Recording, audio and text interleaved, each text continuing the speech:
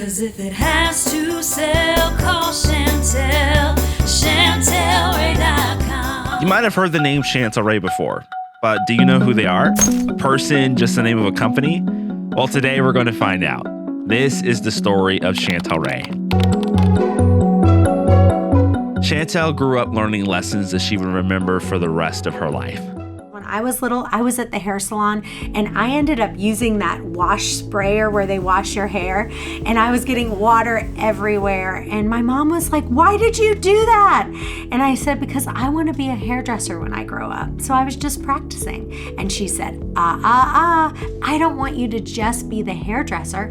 I want you to be the salon owner.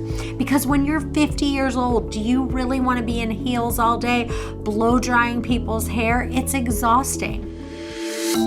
Chantel would go on to earn a bachelor's degree in mathematics from Virginia Wesleyan College. But after graduating, she faced some challenges. She started off as a high school teacher, then felt called to ministry and became a youth pastor, making only $9 an hour at 20 hours a week. It was hard to make ends meet. I was barely able to buy groceries. I had a really hard time paying rent.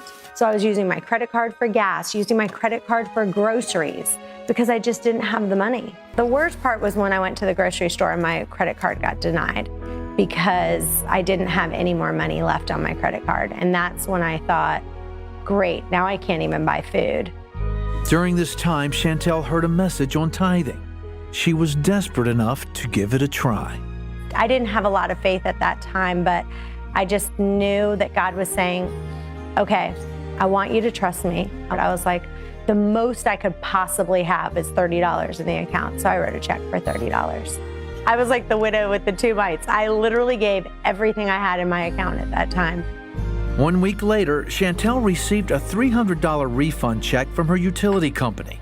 She continued to tithe faithfully and received another financial breakthrough.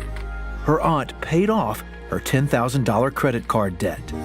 My aunt just called me and was like, listen, I just decided I want to pay off your credit card. And I was like, what? Just kind of bouncing up and down. And I was like, oh my gosh, you did provide for me. Soon after, she was listening to a podcast about giving away 90%. Chantel felt God telling her to do the same. I'm like, what? You want me to give 90%? I just started at 10. But Chantel knew she could trust God with her money. And so I decided to give 3% of my income extra over and above the 10%. And my goal was, by the time I'm 54 years old, I'll give 90% of my income away. Later, Chantel had an experience when trying to buy her first home that would change the course of her life. She called 3 different real estate agents, but no one called her back. Finally, one agent called her back 2 weeks later. She thought there has to be a better way to do real estate. This experience inspired her to become a real estate agent. Before she even finished training, she had hired a buyer's agent and an admin and started a team at William E. Wood at the mall.